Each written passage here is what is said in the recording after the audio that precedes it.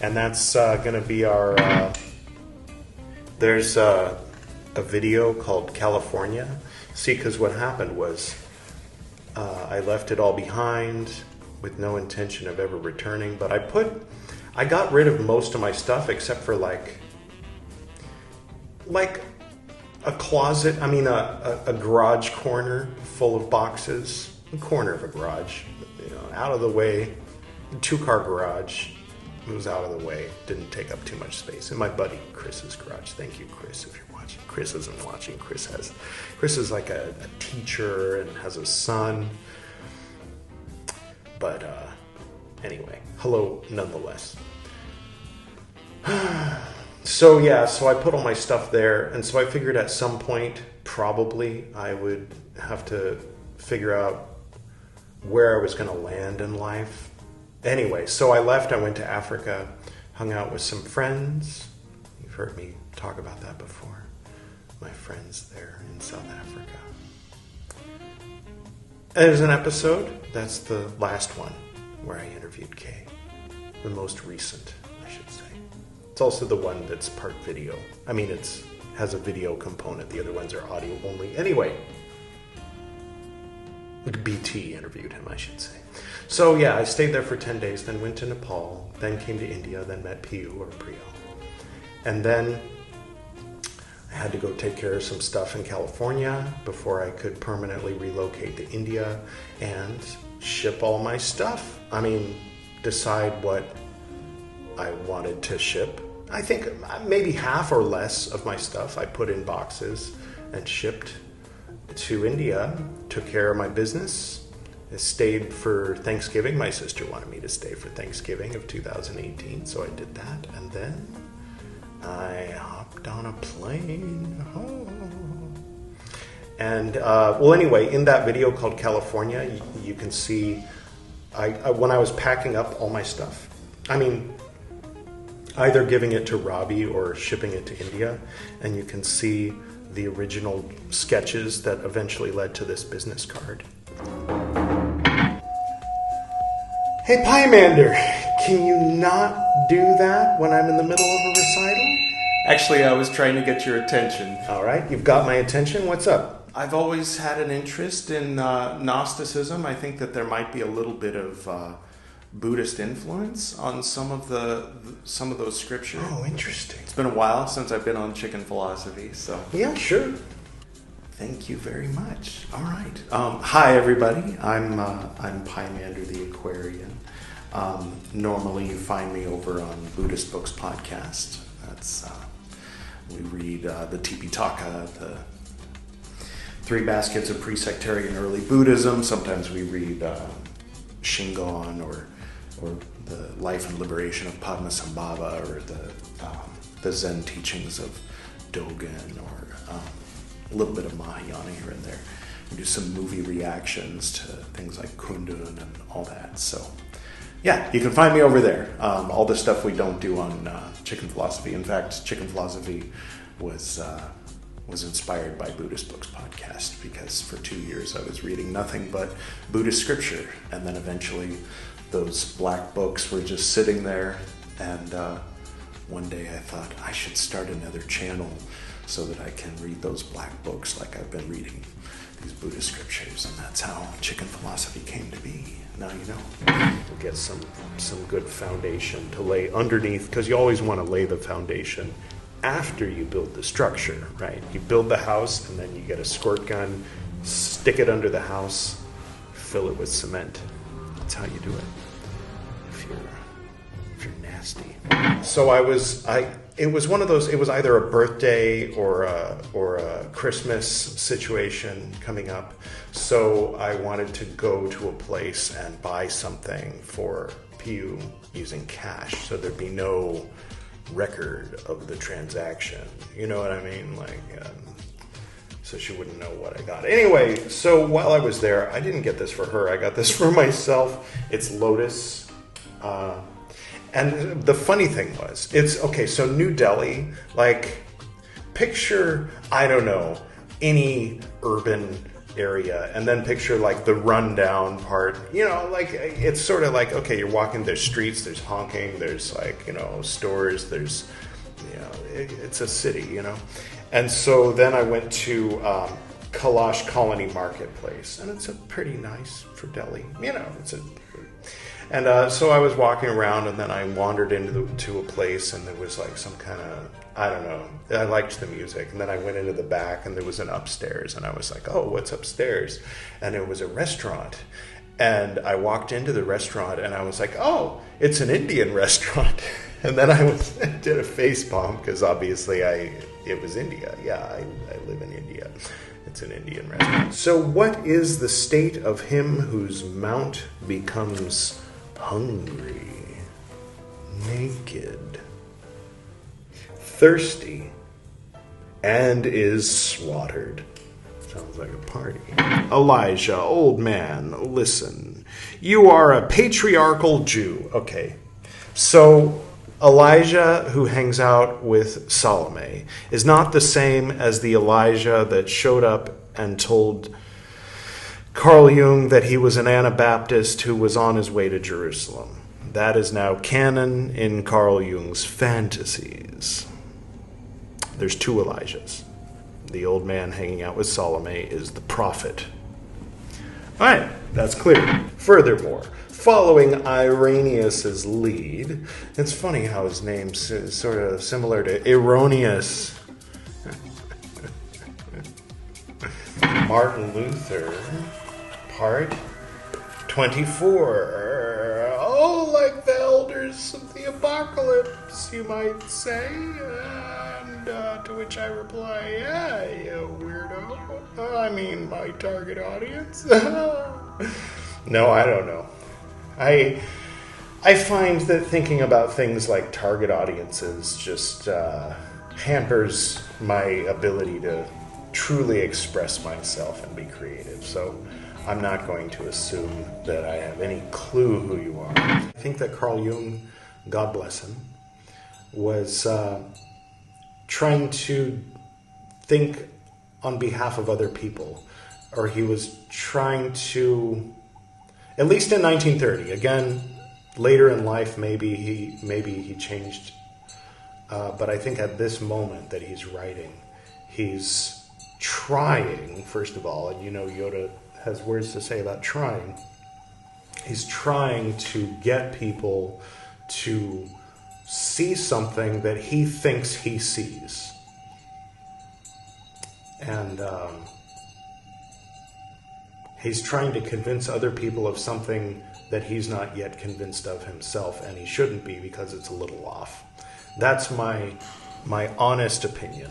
So this is the walk from the room that we're going to be staying in tomorrow or thereabouts until we come back 3 days later, unless we decide to extend or stay in another area for a couple days. And this is the walk. Let's speed it up a little. This is the walk from our room to the beach. So it has an appeal. All right. So Carl Jung's got a crown. Says in Greek, love never dies, or something to that effect.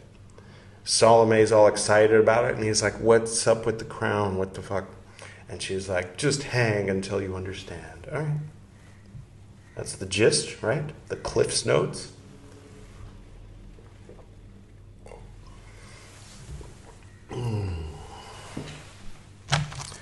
While we ponder that, I'll light one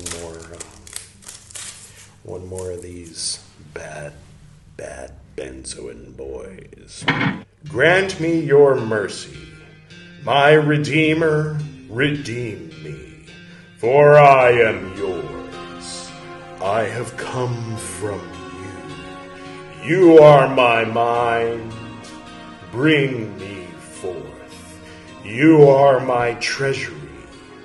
Open for me. You are my fullness. Accept me. You are my rest.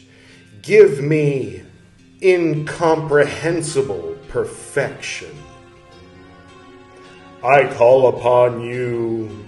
you who exist and pre-existed, in the name exalted above every name, through Jesus Christ, Lord of lords, King of the eternal realms, give me your gifts with no regret, through the Son of humanity, the Spirit, the advocate of truth.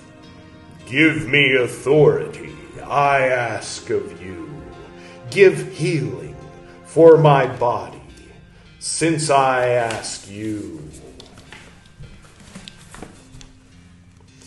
Through the preacher of the gospel, and redeem my eternal enlightened soul and my spirit, and disclose to my mind the firstborn of the fullness of grace. Grant what eyes of angels have not seen, what ears of rulers have not heard, and what has not arisen in the human heart, which became angelic, made in the image of the animate God, when it was formed in the beginning. I have faith and hope, and bestow upon me your beloved, chosen, blessed majesty, the firstborn, the first begotten, the wonderful mystery of your house. For yours is power and glory, and praise and greatness, forever and ever. Amen. And the microphone, right now you're hearing me through the microphone on the phone. But there's another microphone over there, and that's the microphone that you'll be hearing me through for the rest of the episode while I do the reading.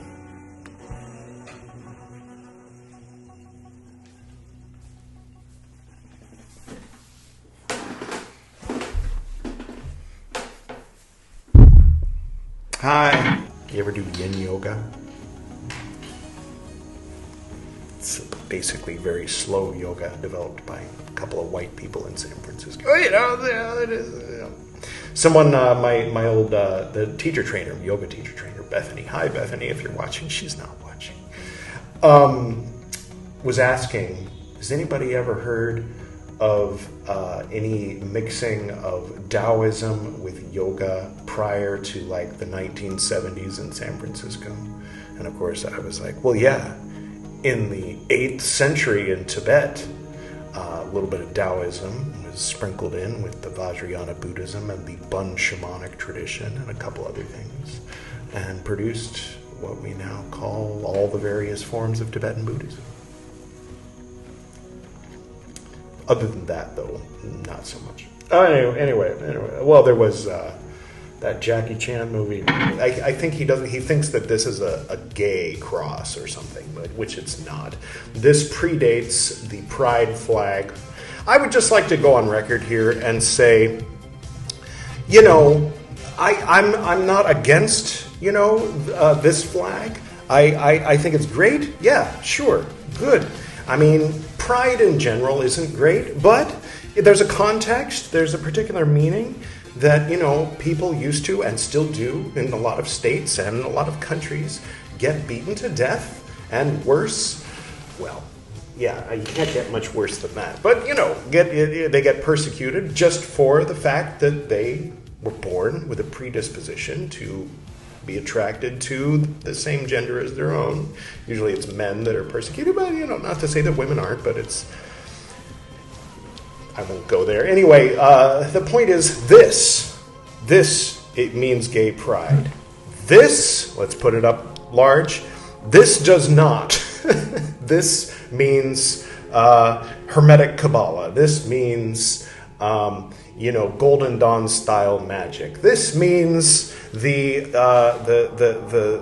22 of the 32 paths of the Sefer Yetzirah. This means the serpent Nehushtan reaching up toward the veils of negative existence, having come from Malkut. This means, a number of things. And this means Pink Floyd Dark Side of the Moon, and also, you can't have the rainbow. You can't have the whole rainbow. I've long been I can't reach it from where I am. I'm going to do it anyway. Fuck it. While I'm doing this, here's a painting I did when I was, 19 and heterosexual. It doesn't matter, as a side note. Here's a painting I did much more recently that became the basis of the cover of this book that I co-wrote. Joe wrote one chapter with my friend Joe Zabinski. You can see it here. Rainbows. Anybody who's taken psychedelics especially are going to have a special relationship with the rainbow that has nothing to do with sexual preference. So, anyway, and also the chicken wheel has a lot of colors on it. But again, this is not the same as this. Okay? That's my 2 cents on the subject.